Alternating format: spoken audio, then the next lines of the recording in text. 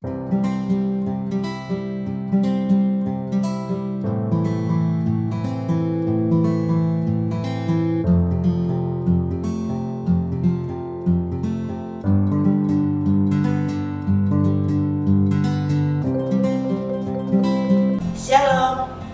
apa kabar teman-teman di seluruh Indonesia?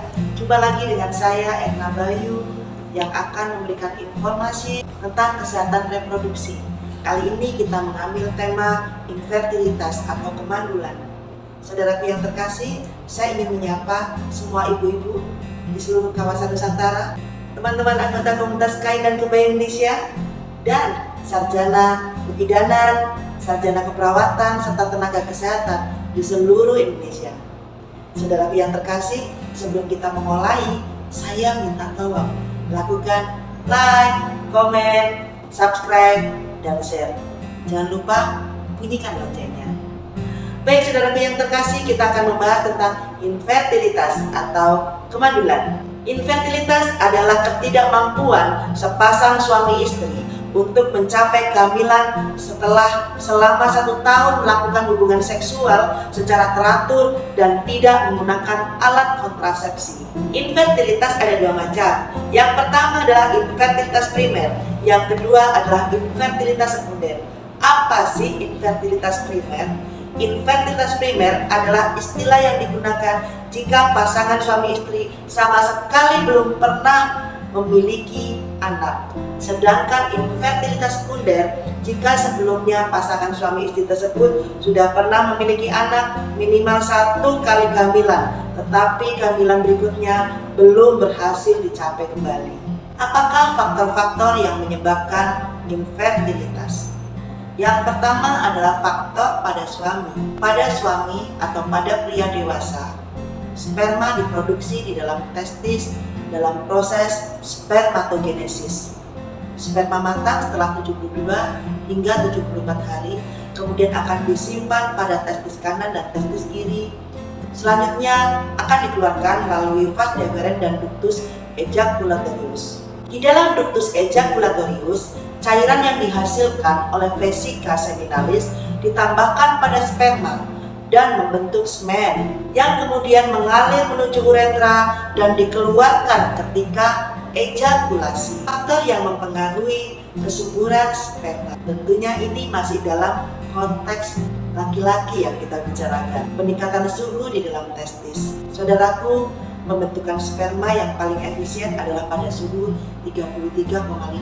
Jadi masih di bawah suhu tubuh ya. Dan pemakaian marijuana atau obat-obatan, misalkan simetidin, spironolakton, dan nitrofurantoin, itu bisa menyebabkan dan mempengaruhi kesuburan dari sperma juga. Berikutnya adalah penyakit serius pada testis atau penyumbatan atau tidak adanya vas deferens kiri dan kanan bisa menyebabkan azoospermia.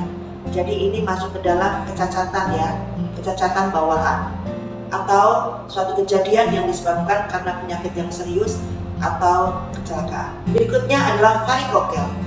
Varikokel kita sebut juga sebagai varises, pelebaran vena di dalam skrotum.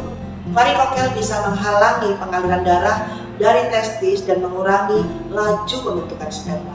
Berikutnya adalah ejakulasi retrograd, di mana semen atau cairan semen mengalir melawan arusnya, yaitu semen mengalir ke dalam kandung kemih, bukan ke penis. Ini terjadi pada pria yang telah mengalami pembedahan panggul, misalnya karena pengangkatan prostat, atau pria yang menderita diabetes, atau terjadi akibat kelainan fungsi saraf. Kasus yang berikutnya adalah karena impotensi, kekurangan hormon, khususnya hormon testosteron, polusi lingkungan, pembentukan jaringan parut akibat penyakit menular seksual yang dialami oleh laki-laki. Sekarang kita membahas apa saja kelainan-kelainan pada sperma.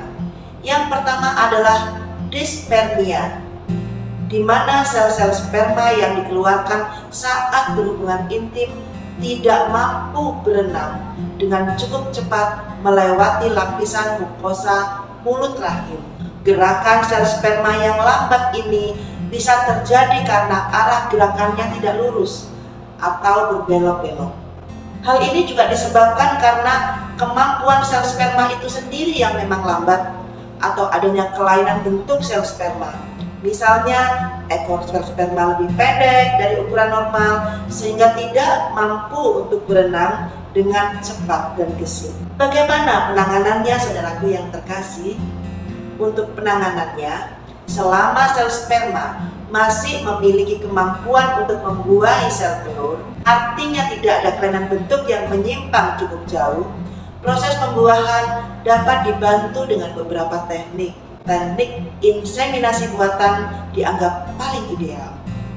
Perlu komitmen yang kuat dari pasangan untuk mengulangi program inseminasi buatan beberapa kali tentunya. Azospermia adalah kelainan sperma yang berupa di dalam cairan semen tidak ditemukan sama sekali sel sperma. Kelainan sel sperma ini bisa dibagi menjadi dua, yaitu berdasarkan penyebabnya. Yang pertama akibat ada sumbatan pada saluran sperma atau testis tidak mampu atau gagal dalam menghasilkan sel-sel sperma dan sel spermanya sangat sedikit. Bila penyebabnya adalah sumbatan pada saluran sperma, maka operasi untuk menghilangkan sumbatan tersebut bisa dilakukan. Bila jumlah sel spermanya sangat sedikit, tidak mungkin dilakukan penanganan dengan inseminasi buatan. Untuk itu biasanya akan dilakukan teknik khusus, yaitu program bayi tabung yang dikenal sebagai intracytoplasmic sperma injection atau ICSI, seperti yang dilakukan pada pasangan tersebut. Berikutnya adalah oligoteratospermia. Kelainan sperma ini berupa bentuk sperma yang tidak normal, serta jumlah sperma yang dihasilkan sangat-sangat sedikit.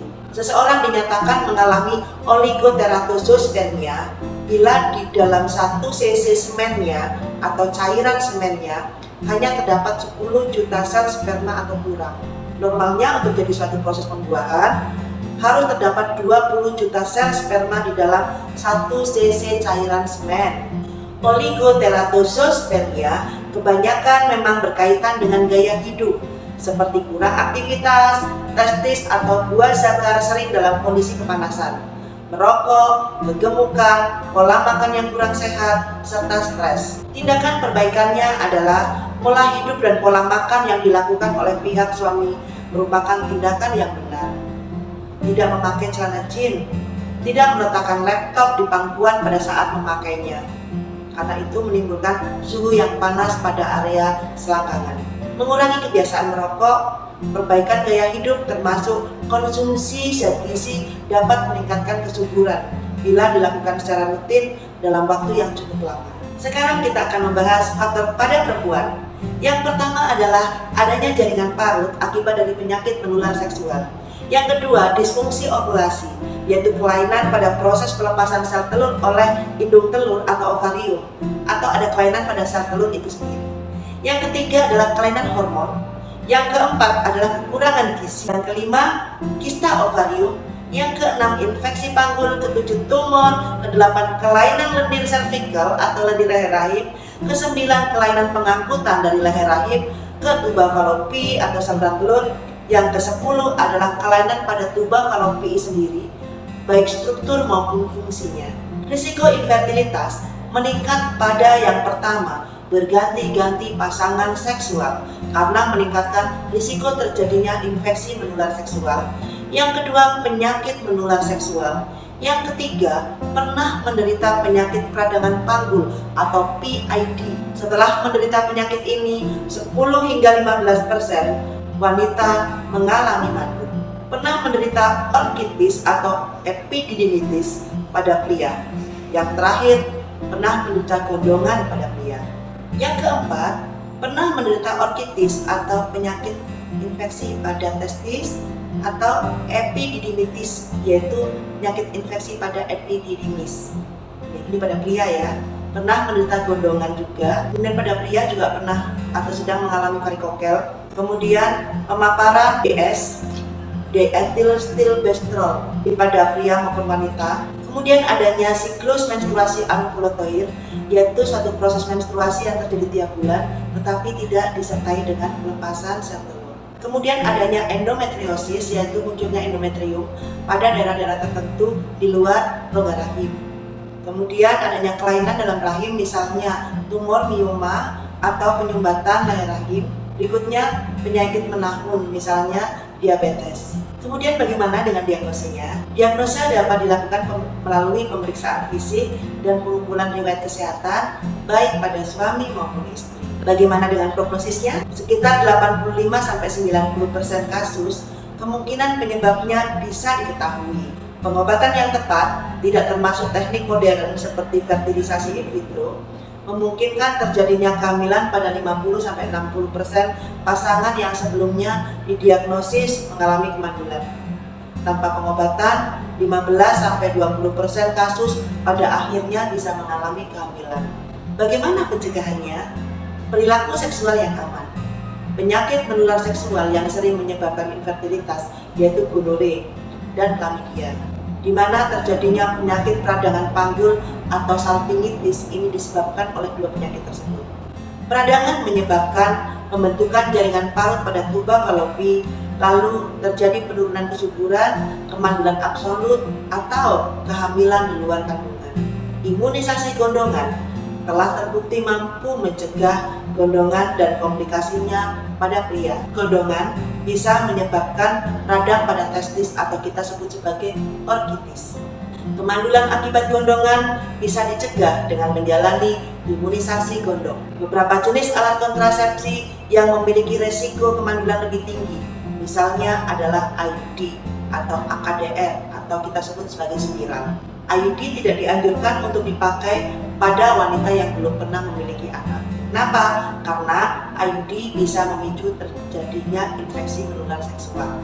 Berikutnya kita akan membahas tentang teknik reproduksi buatan.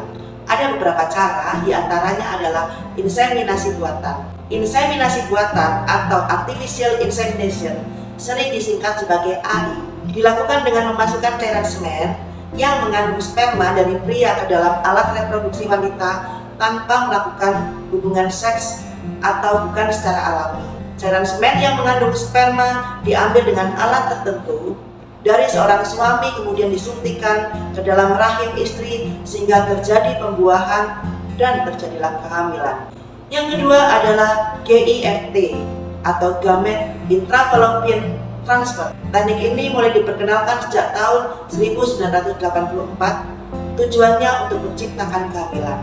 Dengan menggunakan alat yang bernama laroskop, sel telur dan sperma yang sudah dipertemukan tersebut dimasukkan ke dalam tuba falopi atau tabung falopi melalui irisan kecil di bagian perut melalui operasi laparoskopi, sehingga diharapkan langsung terjadi pembuahan dan terjadilah kehamilan.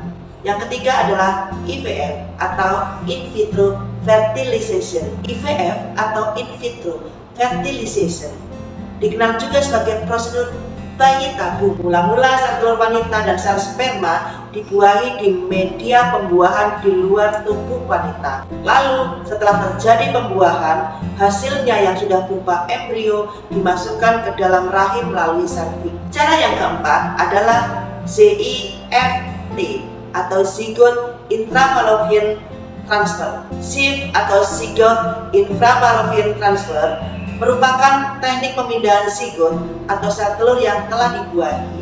Proses ini dilakukan dengan cara mengumpulkan sel telur dari hidung telur seorang wanita lalu dibuahi di luar tubuhnya. Kemudian setelah sel telur dibuahi, dimasukkan kembali ke tuba falopi atau tabung falopi melalui pembedahan bagian perut dengan operasi laparoskopi.